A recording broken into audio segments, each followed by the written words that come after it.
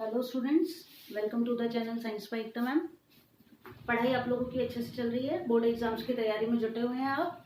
और इसी श्रृंखला में आज जैसा कि आपसे कहा गया था कि आज जो हमारी क्लास है वो मैथ्स हम बाद में पढ़ेंगे। आज पहले हम पढ़ेंगे चैप्टर 1 और चैप्टर 2 साइंस के अंदर उसके इम्पोर्टेंट क्वेश्चन आंसर।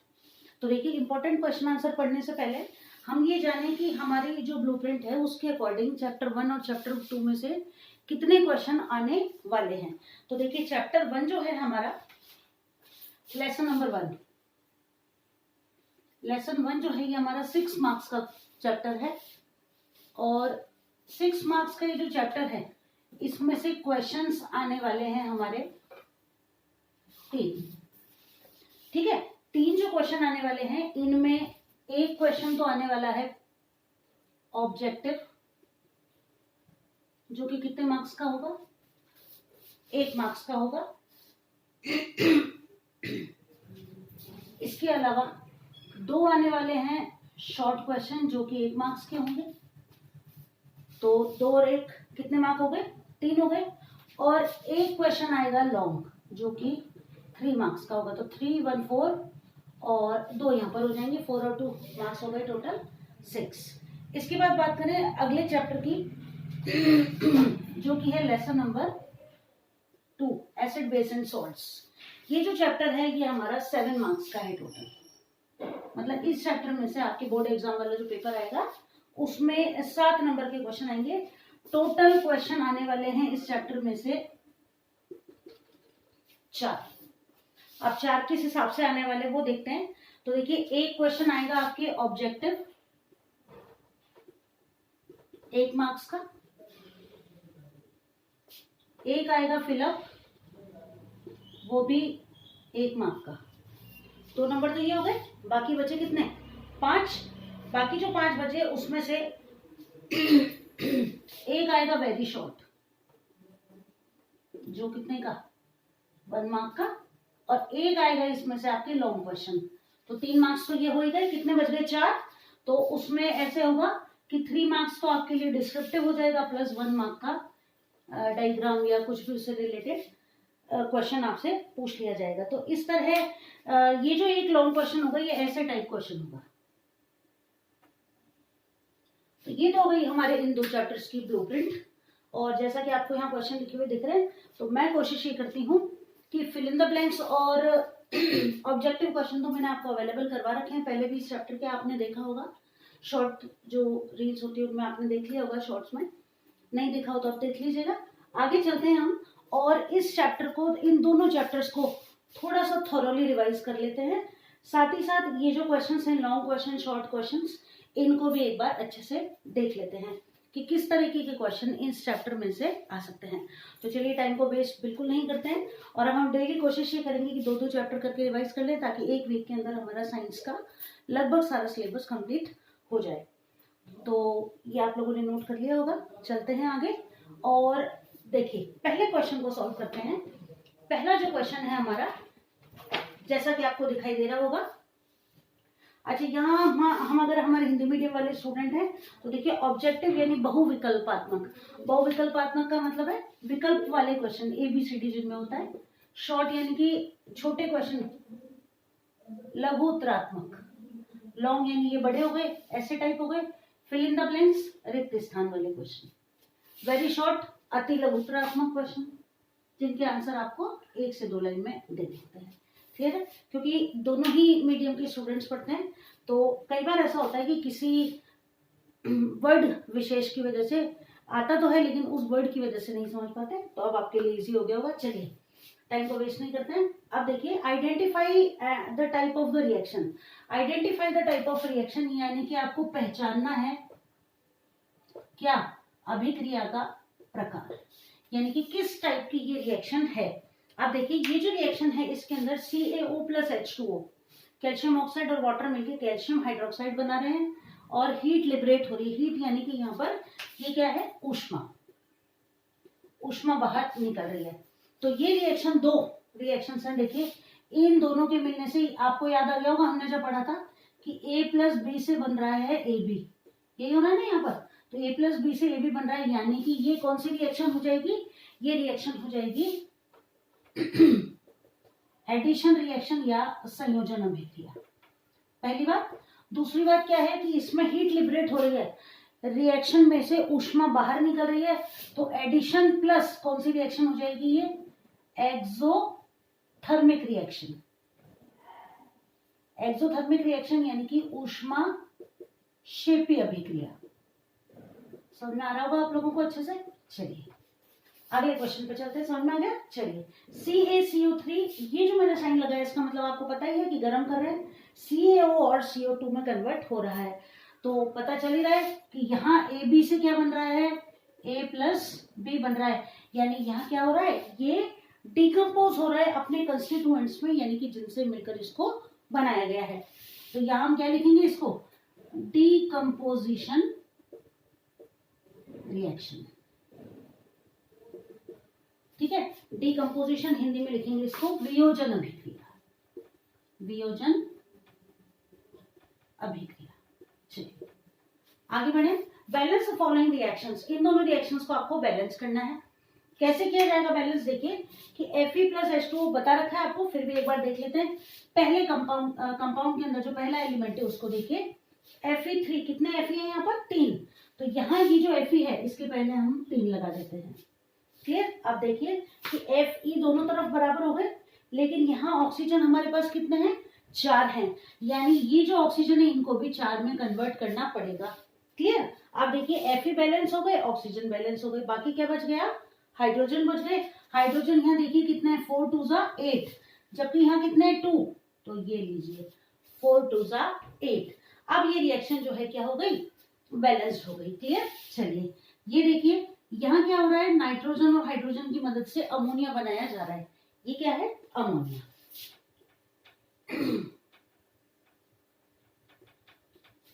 इसको बोलते हैं हेबर प्रोसेस।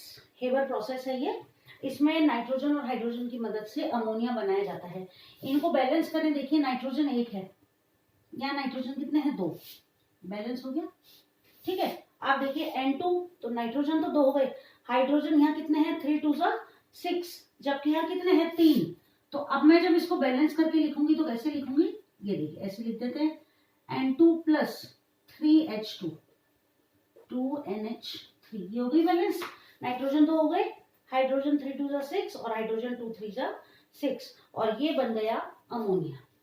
और इस तरह हमने फर्स्ट चैप्टर में से ये जो 4 क्वेश्चन थे इनको सॉल्व कर लिया। ब्लैक बोर्ड एकदम अच्छे से, व्हाइट बोर्ड हमारा भर गया। चलो नोट कर लिया होगा आपने। चलते हैं आगे वाले क्वेश्चन पर, और आगे वाले जो हमारे क्वेश्चन है उनको सॉल्व करते हैं। इनको मैं मिटा देती हूँ और आगे वाले क्वेश्चंस को लिखते हैं। चलिए तो अब हम आ गए अपने क्वेश्चन नंबर 4 5 और 6 पर। क्वेश्चन नंबर 4 को देखिए कि why the color of the copper sulfate solution changes from blue to green when iron nail is added to it। ये जो क्वेश्चन है वैसे तो आपको आता ही होगा, आई होप आपने देखा ही होगा कि जब हम बात करते हैं डिस्प्लेसमेंट रिएक्शन की, वहां पर हम इसको पढ़ते हैं कि हमारे पास है कॉपर सल्फेट का सॉल्यूशन। हिंदी में इस प्रश्न को कैसे लिखेंगे कि कॉपर सल्फेट के विलयन का रंग नीले से हरा क्यों हो जाता है जबकि उसमें लोहे की कील को डाला जाता है। आइए देखिए नहीं, लोहे की कील। तो अब देखिए रिएक्शन की बात करें तो ये है CuSO4, इसमें हमने ये लोहे की कील को डाल दिया और बन गया FeSO4, और कॉपर जो है ये सॉल्यूशन में अलग हो जाता है। तो होता ये है कि पहले सॉल्यूशन था कॉपर सल्फेट का, अब बन गया किसका, फेरस सल्फेट का, जिसकी वजह से इसका कलर था ब्लू और इसका कलर हो जाता है लाइट ग्रीन। ठीक है, पहले आयंस मौजूद थे सॉल्यूशन में फेरस के और अब अवेलेबल हैं कॉपर के। तो इसका जब हम आंसर लिखेंगे तो कैसे लिखेंगे कि the solution of the colour changes from blue to green when iron nail is added to it due to displacement of copper from the copper sulphate solution. यानी कि कॉपर सल्फेट के विलयन में से कॉपर को विस्थापित कर दिया जाता है, किसके द्वारा, लोहे या फेरस के द्वारा। तो आप इसका आंसर लिखेंगे कि copper is displaced from the solution, copper sulphate solution bye ferrous, so the colour of the solution changes. Hindi में आप लिखेंगे कि कॉपर को विलयन में से Fe के द्वारा विस्थापित कर दिया जाता है। बाकी तो आप लिख ही लोगे, समझ में आ गया होगा आंसर, दिया जाता है। तो एक बार दोबारा से पूरा आंसर अच्छे सुन लो कि in this the reason by which the copper sulfate solution changes its color from blue to green is displacement reaction। फिर ये रिएक्शन आप लिख देंगे, here the copper is displaced by ferrous from the solution and ferrous sulfate is made, so the solution of the color changes from blue to green due to the formation of ferrous sulfate। Solution में क्या बन जाता है, ferrous sulphate बन जाता है copper sulphate की जगह, और फेरस सल्फेट का जो कलर है वो ग्रीन होगा, कॉपर सल्फेट ब्लू कलर का होता है। ठीक है, तो इसका रीजन हो गया डिस्प्लेसमेंट रिएक्शन। अब देखिए ये question, write the reaction when crystals of FeSO4 are heated. ये आप लोगों ने अपनी बुक में पढ़ा है चैप्टर में, लेकिन ध्यान दिया भी होगा, हो सकता है नहीं भी दिया होगा। तो देखिए इसकी रिएक्शन हम लिखते हैं कि FeSO4 जो होता है ना, इस FeSO4 के अंदर पाया जाता है वाटर ऑफ क्रिस्टलाइजेशन, यानी कि इसका फॉर्मूला होता है ये, पूरा FeSO4 ये होता है। ठीक है, अब क्या किया जाता है, आर हीटेड, तो ये हम इसको कर रहे हैं गर्म। इसको जब हम गर्म करते हैं तो क्या होता है, FeSO4 अलग हो जाता है और इसमें से ये वाटर मॉलिक्यूल्स बाहर निकल जाते हैं। फर्स्ट स्टेप में तो ये होता है। अगले स्टेप में क्या होता है कि इस FeSO4 को जब हम गर्म करते हैं तो इस FeSO4 को गर्म करने पर क्या बनता है, ये सॉलिड स्टेट में है, यहाँ हम S लिख देते हैं, S यानी सॉलिड है ये। इससे बनता है इसका नाम लिखते हैं फेरस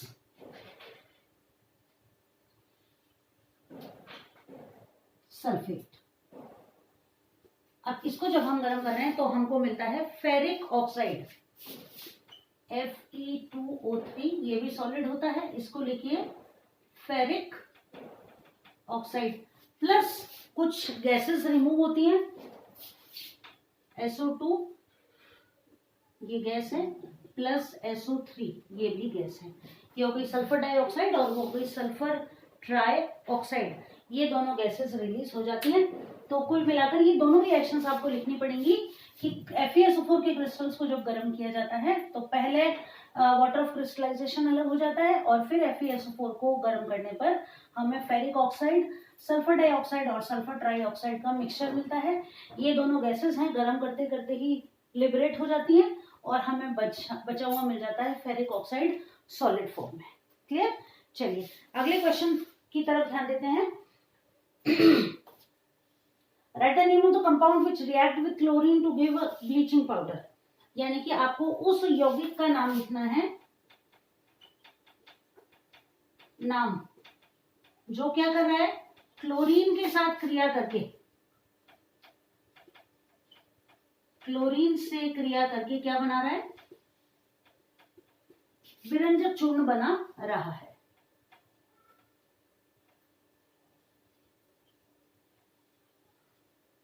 चलिए ये हमारा क्वेश्चन हो गया।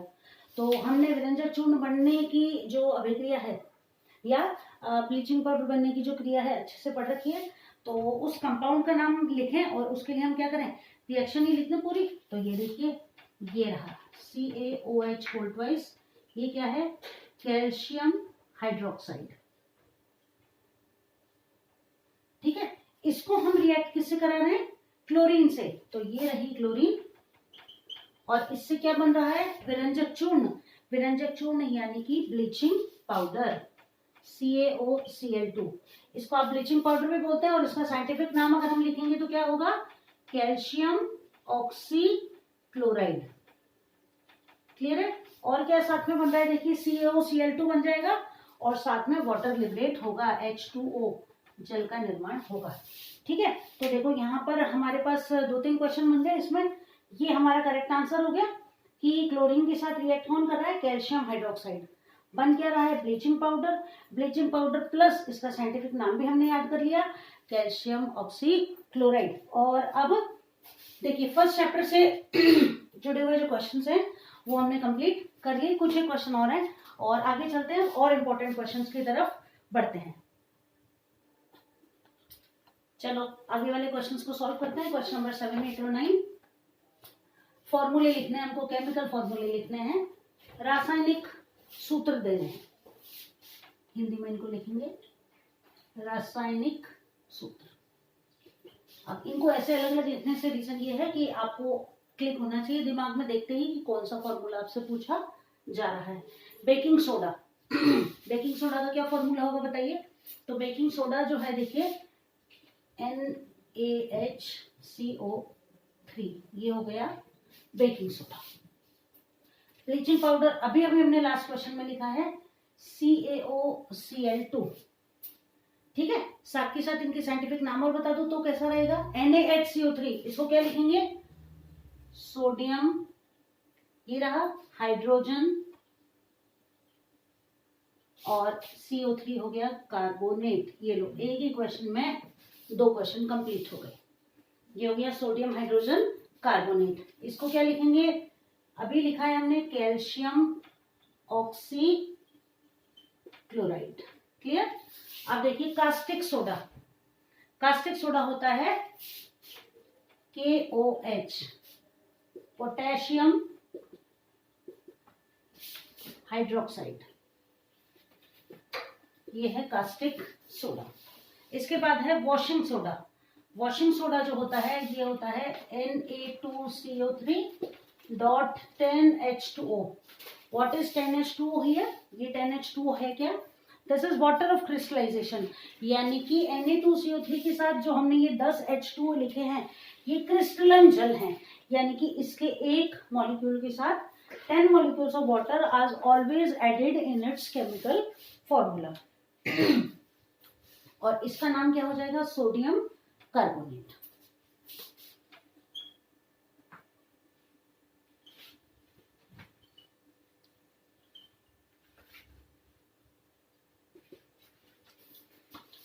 क्लियर है। चलिए ये क्वेश्चन हो गया हमारा कंप्लीट। अब चलते हैं अगले क्वेश्चन पर।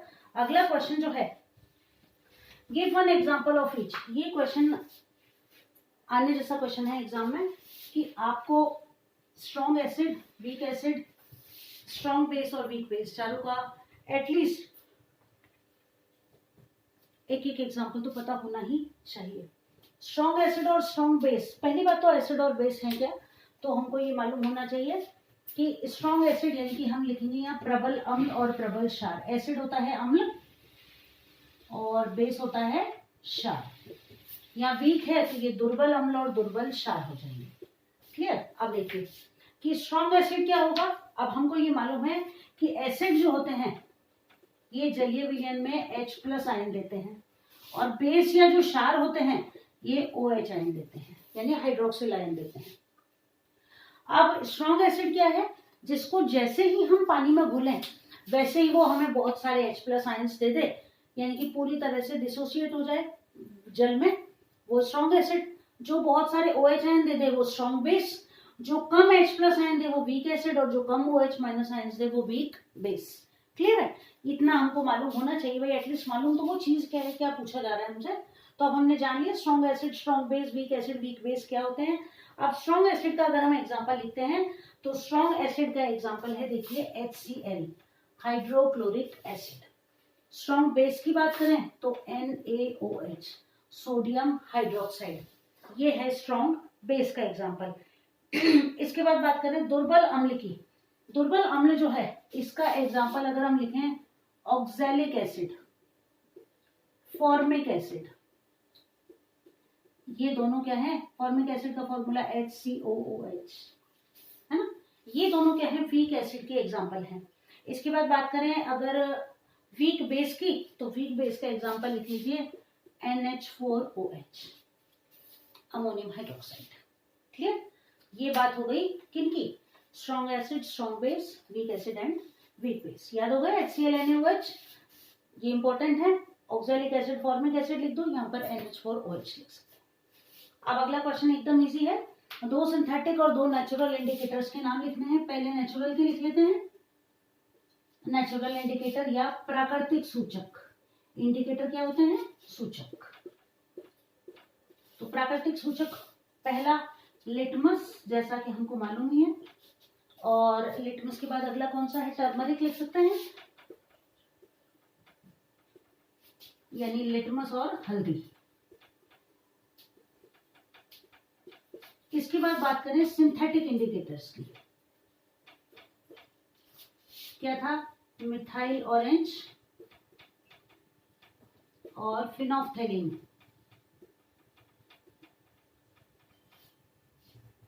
हिंदी में लिखेंगे मेथिल ऑरेंज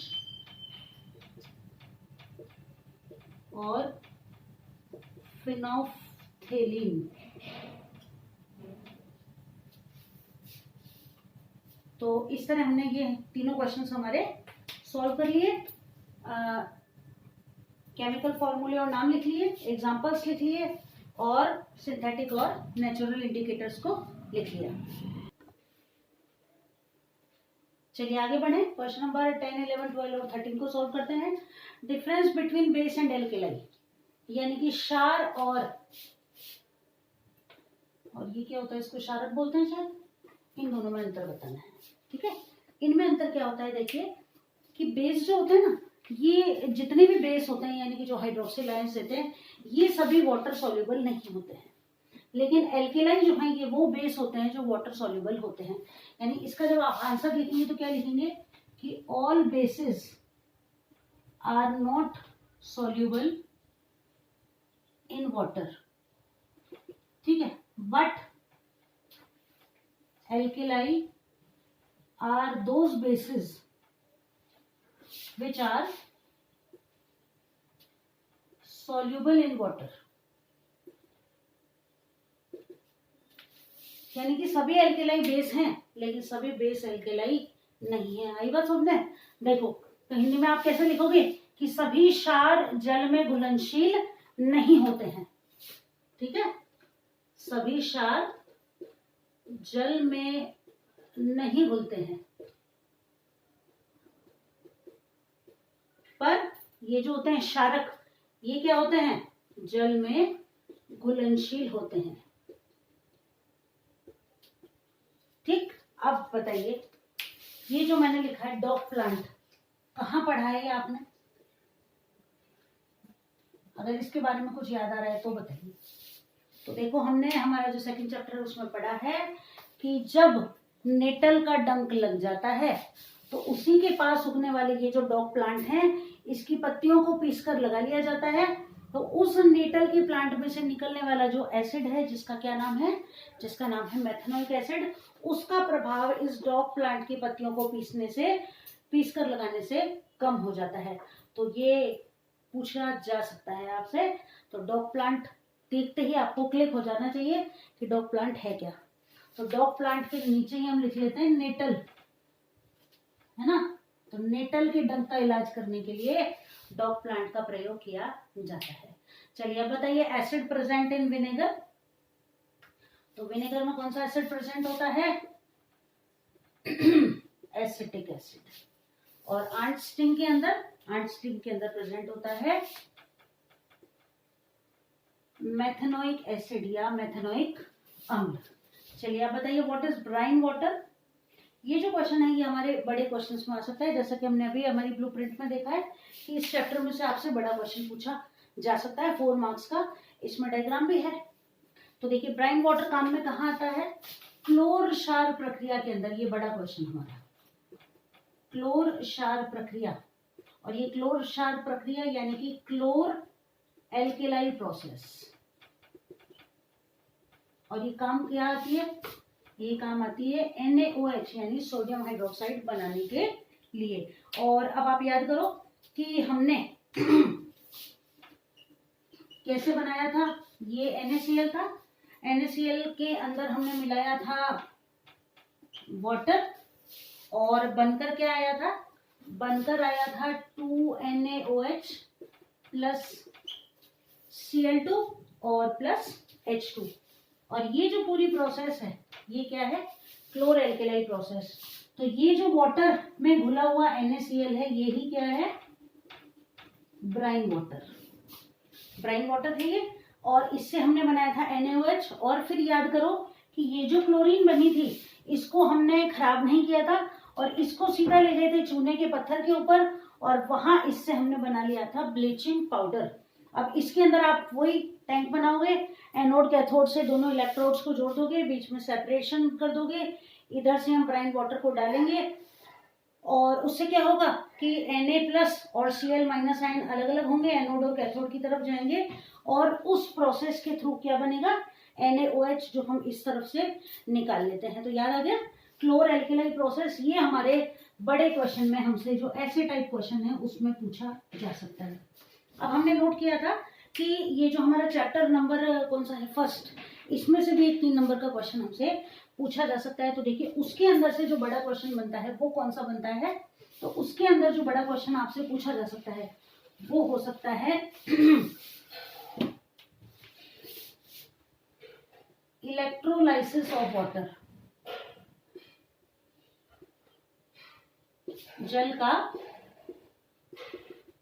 विद्युत अपघटन। याद आ गया कि ये एक मग लिया था हमने, इसके अंदर 2 छेद करके 2 वो इलेक्ट्रोड्स लगा दिए थे, है ना, उनके ऊपर वो कार्बन की 2 इलेक्ट्रोड्स लगा दी थी, और इनके ऊपर हमने परख नलियों को पानी से भरकर उल्टा रख दिया था, और यहाँ इन दोनों को हमने जोड़ दिया था किससे, एक बैटरी से जोड़ दिया था। याद आ गया, प्लस और माइनस इस तरीके से, याद आ गया। और इसको पूरा पानी से भर दिया था। जब फिर हमने देखा कि जैसे ही सर्किट स्टार्ट होता है तो यहाँ बुलबुलों के रूप में छोटे छोटे बुलबुले निकलने स्टार्ट हो जाते हैं। फिर हमने ये देखा था कि ये जो परखनलियां होती है ना, एक तो थोड़ी कम खाली होती है, इतना पानी भरा है एक में तो, और एक जो है वो थोड़ी ज्यादा खाली होती है। अब हमको कैसे पता चलेगी कौन सी परखनली में कौन सी गैस है, तो देखिए वाटर जो है ये है H2O, इसमें ऑक्सीजन की तुलना में हाइड्रोजन कितना है, दुगना है। यानी कि जो परखनली ज्यादा खाली हुई है उसके अंदर तो गैस है हाइड्रोजन, और जो कम खाली हुई है उसमें गैस है ऑक्सीजन। अब पता कैसे लगाया जाए कि किसमें हाइड्रोजन है किसमें ऑक्सीजन है, तो हाइड्रोजन का तो हमें पता है कि जलती हुई तीली ले जाएंगे तो वो पॉप साउंड के साथ पट पट की आवाज करके जलने लगती है। ऑक्सीजन वाली का भी हम पता कर सकते हैं कि ऑक्सीजन जिसमें है उसके पास जब हम जलती हुई तीली लेकर जाएंगे, तो जैसा कि हमें पता है कि ऑक्सीजन चीजों को जलने में मदद करती है, तो वो जलती हुई तीली और तेज जलने लगेगी, तेज जलने लगेगी। चलिए, तो ये बात हो गई। एक और क्वेश्चन जो हमारे चैप्टर 1 में से बनता है वो वैसे तो हमें याद ही, रेंसिडिटी है और विकृत गंधिता जिसे कहा जाता है, या फिर कोरोजन, तो उसके बारे में आपको पता है, लिख सकते हो आप लोग। और ये सारे हो गए हमारे इंपॉर्टेंट क्वेश्चन। साथ ही साथ ऑक्सीडेशन और रिडक्शन से जुड़ा कोई एग्जांपल आपसे पूछा जा सकता है। जैसे कि मान लीजिए कि मैंने एक एग्जांपल लिख दिया,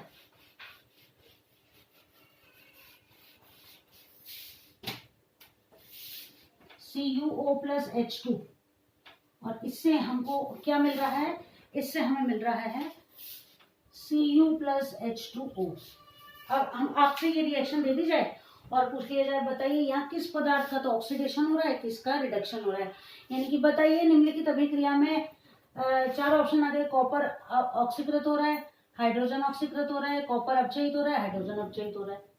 ठीक है, तो देखो ऑक्सीडेशन मतलब ऑक्सीजन का जुड़ना या हाइड्रोजन का हट जाना, ये तो क्या है, ऑक्सीडेशन। और रिडक्शन क्या है, अपचयन क्या है, ऑक्सीजन का तो हटना और हाइड्रोजन का जुड़ना। अब देखो यहाँ पर CuO कॉपर ऑक्साइड में से ऑक्सीजन हट रहा है और ये कॉपर में कन्वर्ट हो रहा है, तो इसका तो क्या हो रहा है, इसमें से ऑक्सीजन हट रहा है, हाइड्रोजन भले ही नहीं जुड़े, या तो जुड़ जाए या घट जाए, तो यहाँ ऑक्सीजन हट रहा है, इसलिए इसका तो क्या हो रहा है, रिडक्शन। रिडक्शन यानी कि क्या हो रहा है, अपचयन। और हाइड्रोजन में क्या जुड़ रहा है, ऑक्सीजन, तो इसका क्या हो रहा है, ऑक्सीडेशन यानी कि ऑक्सीकरण। ये लोग हो गए इंपॉर्टेंट क्वेश्चन चैप्टर 1 और 2 में से। साथ ही साथ आपको एक चीज और जो याद करनी पड़ेगी, प्लास्टर ऑफ पेरिस कैसे बनता है, क्या यूज आता है, वो याद करना पड़ेगा, है ना। और एक आपको याद करना पड़ेगा प्लास्टर ऑफ पेरिस के साथ साथ ये जो कपड़े धोने का सोडा है और खाना बनाने वाला सोडा है, इनको किस तरीके से बनाया जाता है उसके यूजेस आपको याद करने होंगे। बस यही सब है, एकदम इजी से चैप्टर है। आई होप चैप्टर को रिवाइज करने में ये सारे इंपॉर्टेंट क्वेश्चंस आपके लिए मददगार होंगे। कुछ आपको आते होंगे और कुछ नहीं आते होंगे, तो आज वाली क्लास में आपने सीख लिए होंगे। क्लास आपके लिए यूजफुल रहेगी। जल्दी ही अगली क्लास में 3rd और 4th चैप्टर के इंपॉर्टेंट क्वेश्चंस हम सॉल्व करेंगे। जुटे रहिए इसी तरह तैयारी में और best of luck for your exams.